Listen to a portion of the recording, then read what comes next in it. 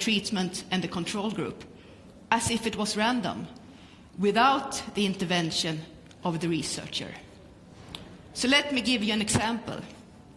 One question that we really would like to know the answer to is, how do attending school affect learning and later outcomes?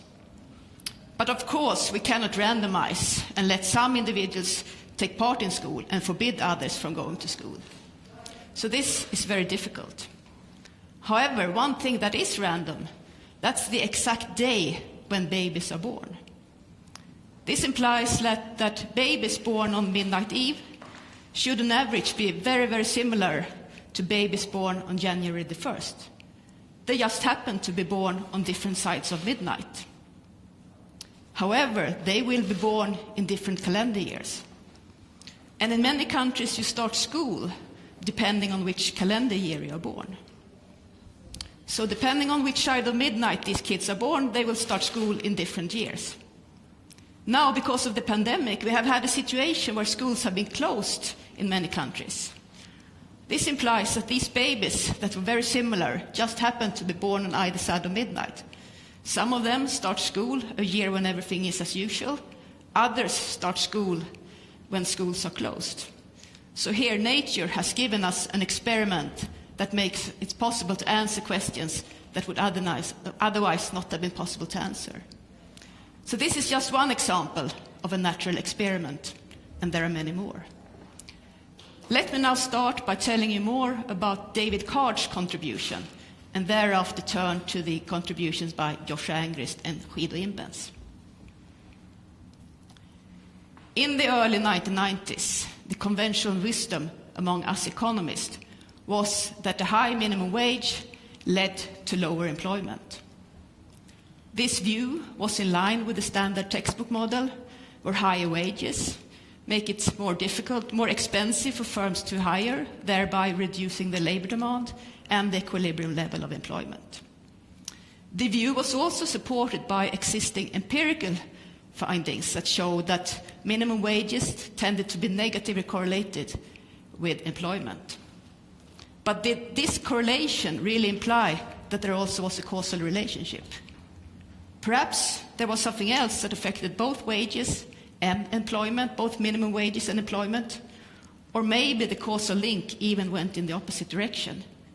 That is, low employment led to higher minimum wages.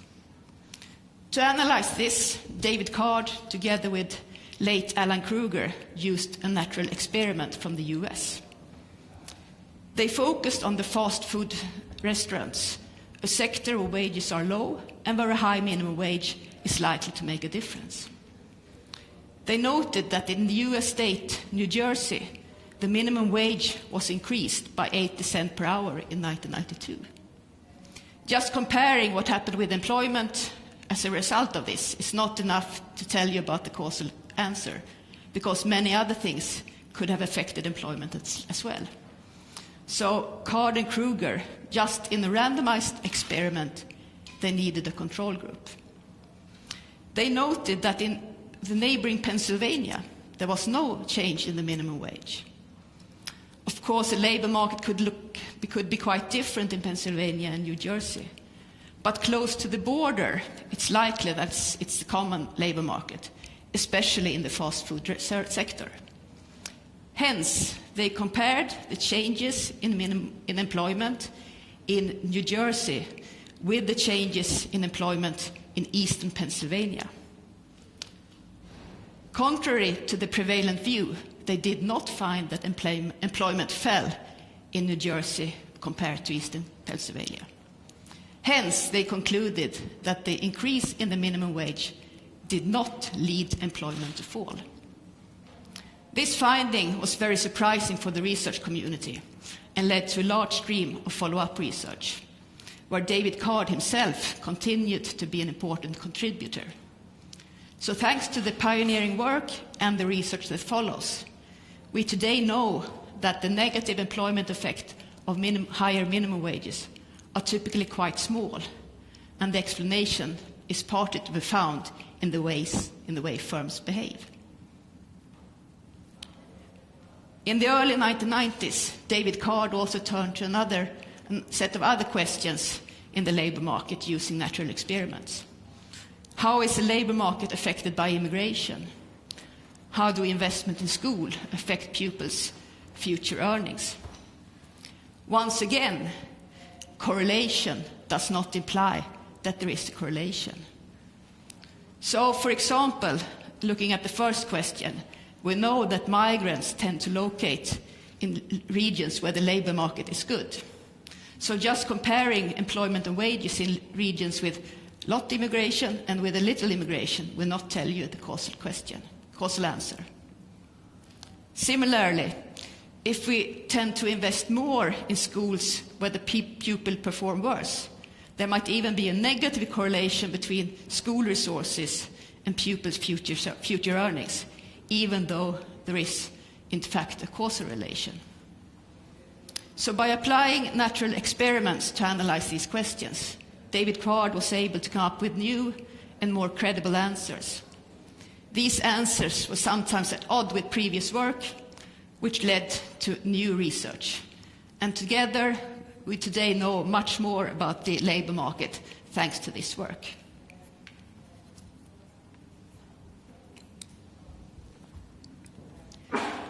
So let me now turn to the contributions by Joshua Angrist and Imbens. So the early applications of natural experiments raised new questions about exactly which conclusions about causality can one draw from a natural experiment. A big difference between a clinical trial and a natural experiment is that in a natural experiment, the researcher does not have full control over who really participates in an intervention. So imagine a researcher who wants to analyze how biking or cycling affects health, so the health effects of improved biking.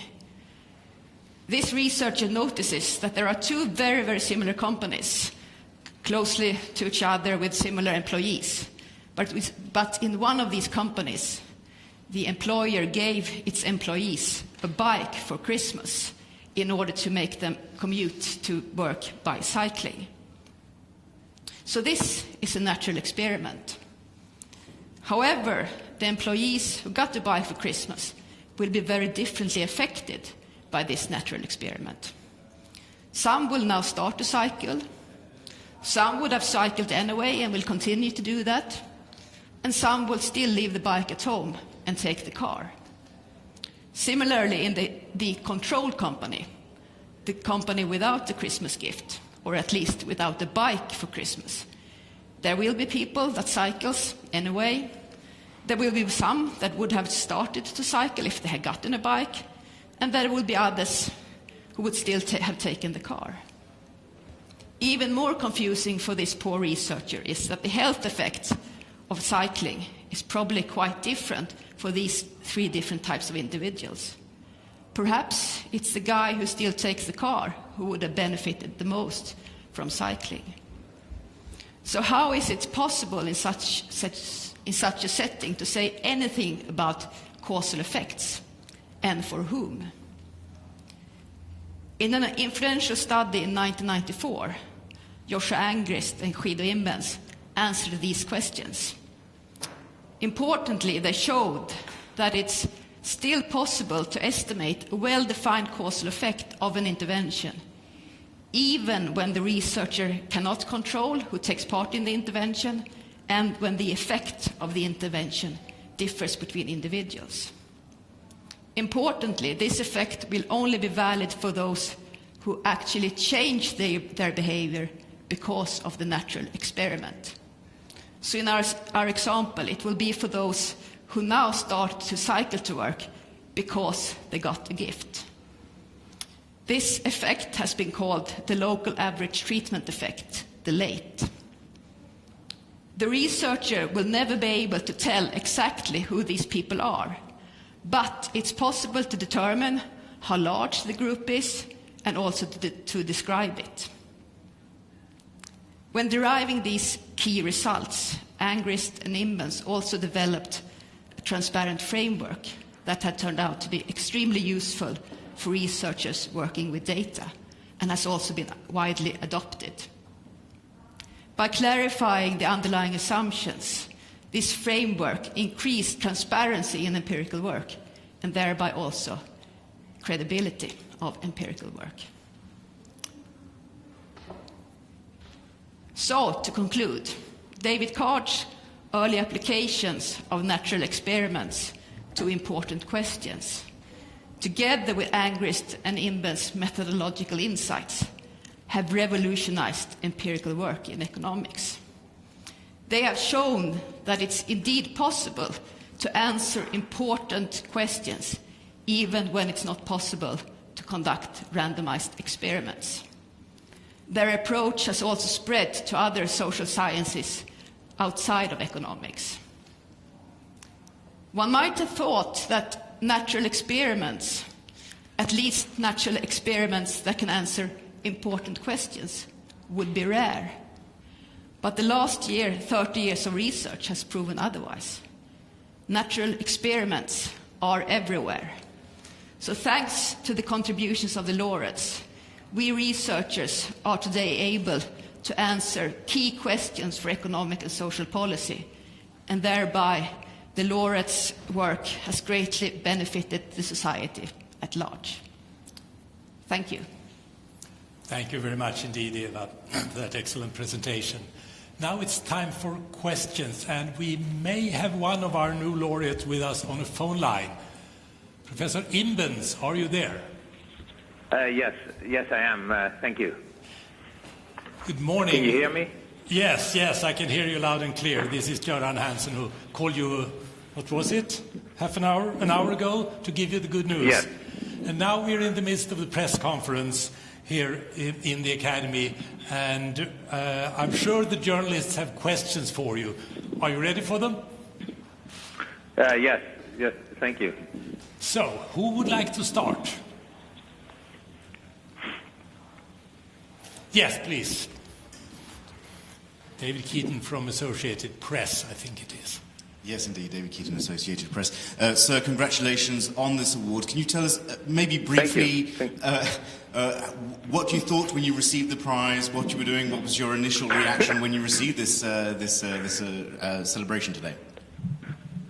Well, I was asleep upstairs at a little after 2 o'clock here in the morning, and so we were, the whole house was asleep here. We'd had a busy weekend, the kids doing all sorts of things, and so I was just absolutely stunned then to get a telephone call, and then I was just absolutely thrilled to hear the news.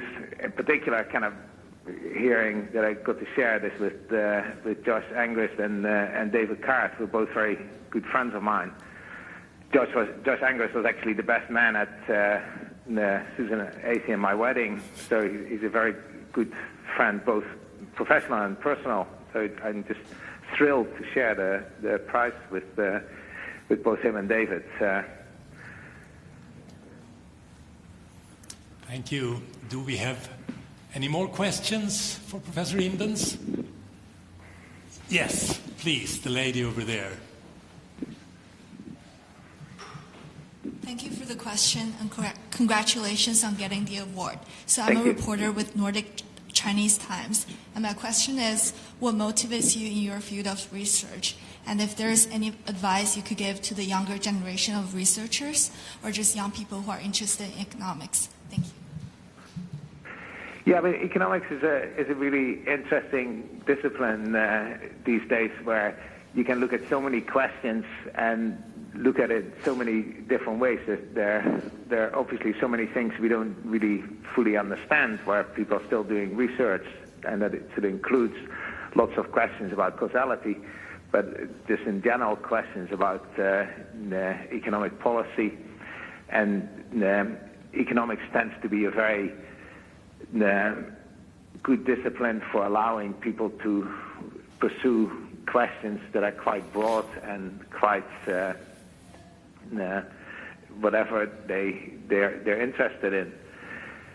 And so, if for young people thinking about a career in economics, I think that's a great choice. There's just so many interesting questions in so many areas where economists do useful work, kind of both in policy as well as these days in many cases in the private industry.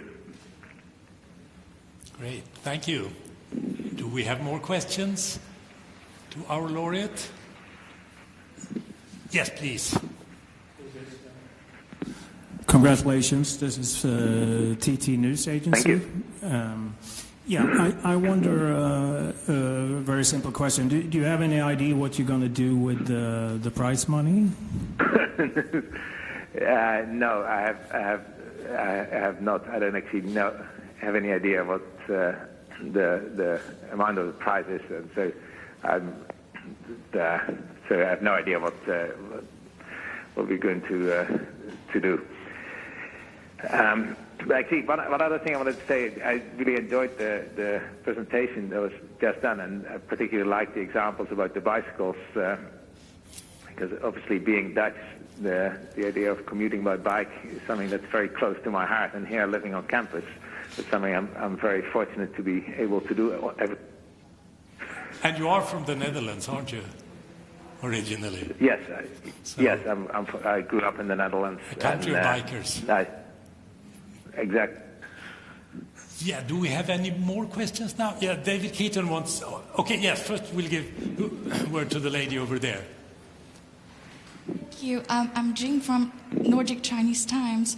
Congratulations, Professor. My question is... Thank you. What was your biggest challenge in your past research, and what might be your next step? For example, what specific areas do you plan to apply these natural experiments to some applicable areas? Thank you.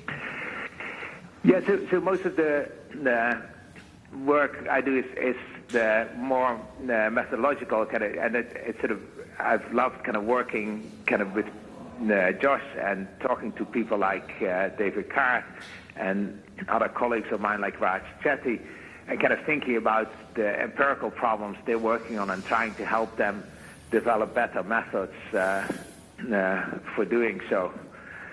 And in terms of the first part, the challenge for me it's been kind of trying to understand when people do empirical work, what exactly the methodological challenges are, and kind of trying to come up with good research questions. And there I've just been very fortunate in having had a lot of great colleagues doing very interesting work. Thank you. Well, quick. We have two quick follow-up questions. Very brief. Yes, brief. Yeah, very brief. The pandemic was a huge blow here to the labor market. How long do you think this will take to recover, and what's your view on that problem? Yeah, obviously it's been a huge problem.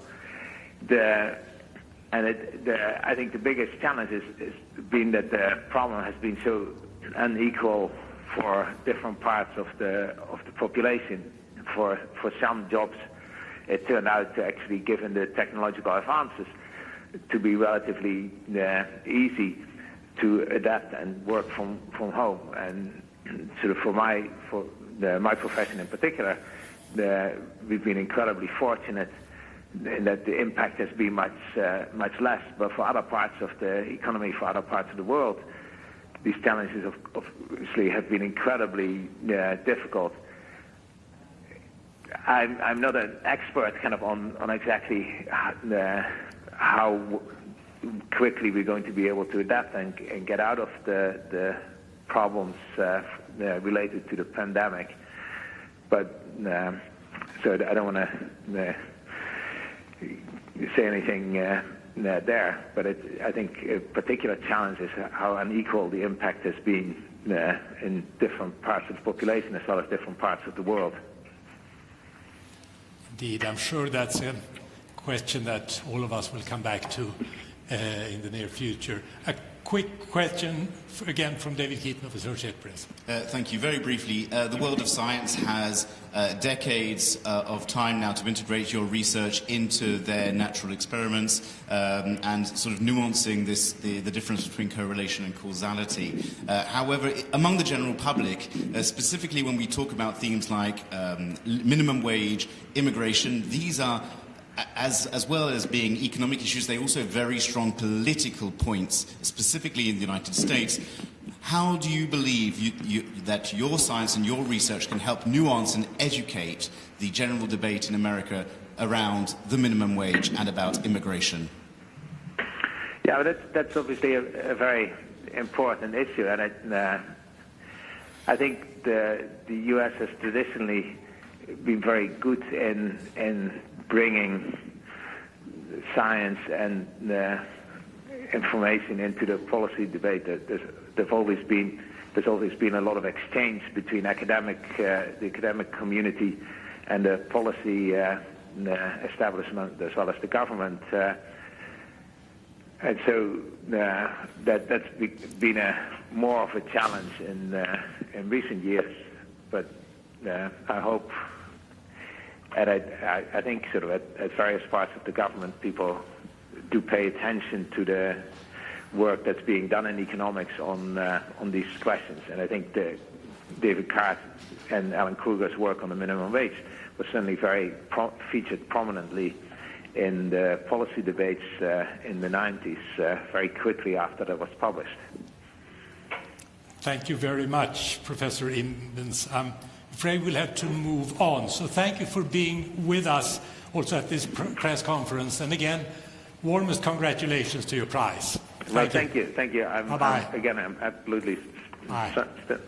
Bye. Now, are there questions to the panel?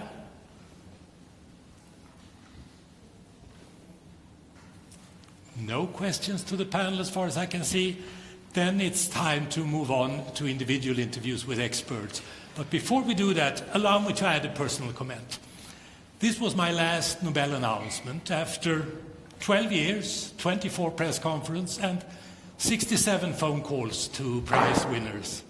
It's been an exciting journey and a great privilege, and I'm grateful to my co-workers and my collaborators, and also to you, ladies and gentlemen of the media, for a very stimulating dialogue. Thank you very much.